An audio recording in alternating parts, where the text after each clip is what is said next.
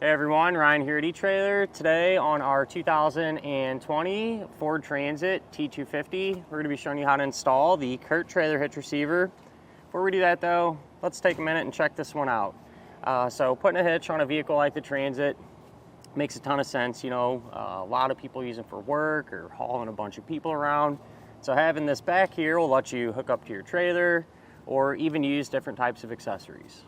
There are some other hitches available for the T250, and to be honest, they're all pretty similar in a lot of ways. One of the differences would be the finish of them. The CURT has more of a high gloss, the Draw-Tite more of a semi-gloss, and then the eTrailer has more of a matte black. Personally, I think that one, the eTrailer one, looks the best. It matches the bumper pretty well, and just from my experience with them too, over the years, they seem to kind of hold up a little bit better too against rock chips and corrosion, things like that. But you know, honestly, not really a huge deal on a vehicle like the Transit. I will say this though, the CURT eTrailer hitch, they have a little bit higher weight capacities than the Draw-Tite. Not by much, but it is worth noting if you're going to be kind of pushing stuff to the limit a little bit. This one, as well as the eTrailer, might give you a little bit more breathing room, so to speak, over the Draw-Tite. The receiver tube opening is going to be 2" by 2". It's a good thing, super common size, so a ton of different accessories will work with it. It's going to use the standard 5/8 pin and clip. One doesn't come with the hitch. If you need one, you can grab it here at eTrailer. A lot of times too, if you end up picking up a new accessory, they'll come with one. Something to look out for there. And for the safety chain openings, pretty big, relatively easy to get to. And just about any size hook that you might have on your trailer should work out just fine. As far as the weight capacities go, the hitch is going to have a 900-pound maximum gross tongue weight rating, which is the amount of weight pushing down on the hitch. It's a really high number. Shouldn't have any issues with pretty much any accessory that you want to use, just to give an example. For the maximum gross trailer weight rating, that's going to be 6,000 pounds. It's the amount of weight pulling on the hitch. That will be the weight of your trailer plus anything that you might have in or on it. This can be used with a weight distribution system, which is a separate component. What happens when you use that, it'll keep your Transit and your trailer level whenever you're going down the highway. Pretty popular on campers, enclosed trailers, things of that nature. So if that's what you're doing, might be worth looking into. And if you use that, the maximum gross tongue weight rating will be 900 pounds, and the maximum gross trailer weight rating will be increased to 8,000 pounds. Now, with all that in mind, I do always like to recommend, it's always a good idea just to grab your vehicle's owner's manual. That way you can check in there and make sure it can handle that amount of weight safely. We'll grab some measurements, and these will help us figure out what type of accessories will work best. You go from the ground to the top inside edge of the receiver tube opening. That's going to be about 15 inches. So for those of you wanting to pull a trailer, you can probably use a ball mount that has a straight shank or maybe even a slight rise in it, inch or two. Work well in most scenarios. If you go from the center of the hitch pin hole to the edge of the rear bumper, that's going to be about 5 inches, which is pretty good. Shouldn't really come across too many issues here, but if need be, you can use that to help figure out exactly if any of those folding type accessories can be stored upright without making contact with the back bumper. The hitch is going to work with all the different types of Transit T250s, really with a few exceptions, the cab and chassis models and the cutaway models. Ain't going to bolt up for them, but the regular cargo, passenger vans, things like that, you're in good shape. Other than that, at the end of the day, not really a whole lot to it. You know, it'll be convenient having a hitch back here so you can pull that trailer or use cargo carrier or whatever it is you're trying to do. As far as the installation goes, it's really not too bad. The hitch comes with some bolts that you can use to make threads and the attachment points. It really isn't too challenging, honestly. Just take your time with it, and I'll show you a couple things that I like to do. I've kind of picked up on over the years to really help make that a lot more straightforward and everything. So hopefully I can help you out if you're installing this yourself. If it's something you don't want to mess with, you can always use our dealer locator network, and that can help you find a shop in your neighborhood that can set something like this up for you. But if you're going to give it a go, hang around, we'll go ahead and get started on it now. To begin our installation, we're going to be here at the back of our Transit, and if your vehicle happens to have one of these tow hooks attached, we're going to need to remove it. Some of them have it, some of them don't. Ours does. but there's just 2 bolts holding this in place. Here's the 2 bolts, and they're gonna have a 15mm head. And a lot of times these are in there exceptionally tight, so be prepared to you know, put some muscle into it. If you got a big breaker bar or something like that, probably be ideal. I have a big power impact, so I'm gonna use it. We'll just get these pulled out though.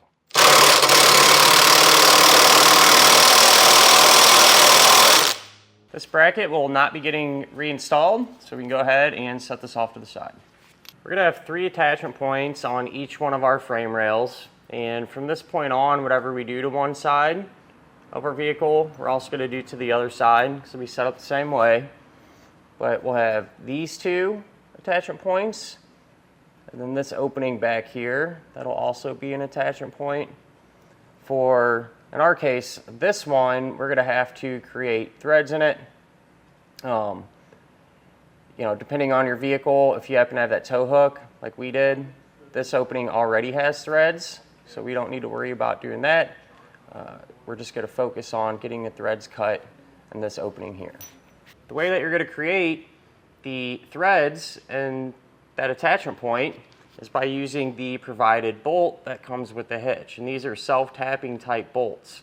So what you want to do with these, you know, put it up in the attachment point there, get it as straight as you possibly can, and start to apply some upward pressure to it while you're turning it. They're going to have a 15mm head, and sometimes what I found, you know, it helps if you kind of work it a few turns, back it off a little bit. Work it a few turns, back it off a little bit. Just seems to kind of cut everything a little bit better. Another option would be to use a tap like this here. It's an M12 by 1.75.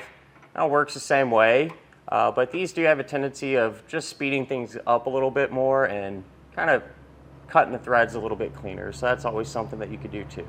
We'll go ahead, get this started as much as we can by hand. Again, making sure it's straight and everything.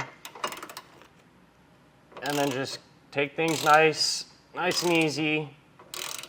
You know, once you start to feel a decent amount of resistance or tension, I guess you could say, that's when I usually like to back it out a few turns and kind of work it around a little bit. And just continue to do that. It's really not too bad. You'll know it's completely tapped. You'll kind of feel it almost punch through, and the bolt will get a lot easier to spin. And then once that happens, you know, you can pull it all the way out and move on to the next attachment point.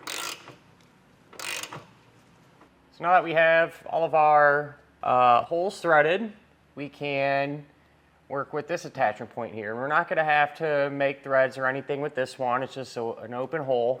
And so what you can do is take one of the pull wires that they give you. You can take the coiled end of it, push it through the hole and towards the front of our vehicle.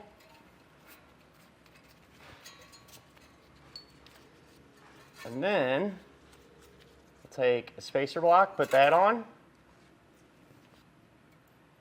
And then take one of the carriage bolts, thread that onto the fish wire. We'll just feed that hardware up into the frame. Drop it down just like that. We can get our hitch into position now, and definitely makes it easier if you have someone that give you a hand with this, but it's doable by yourself. That's what I'm gonna do here. We'll take our pull wire, drop it through those openings there. I think what I'm gonna try to do here, just kind of rest our hitch on the exhaust over on the passenger side.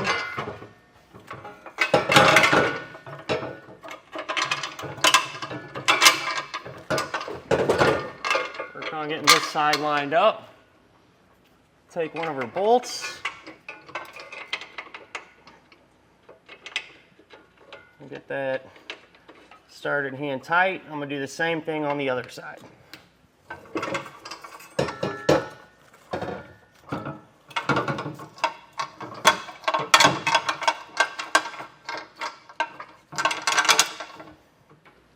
Go ahead and get this one started hand tight. And then for these, can remove the pull wire. You're going to have a flange nut. I'll just get that threaded on loosely, and you are able to kind of slide the hitch a little bit from side to side. So make sure it's centered up, which right there feels pretty good. For the flange nuts, you can use a 3/4 inch socket to snug those down.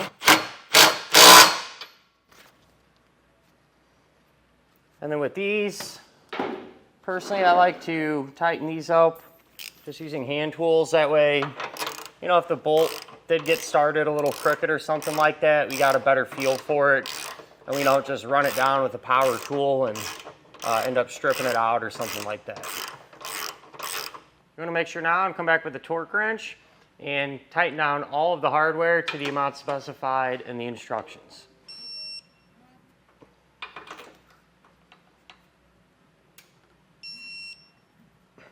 Now that we have everything torqued down, that's really all there is to it as to installing the CURT Trailer Hitch receiver on our 2020 Ford Transit T250.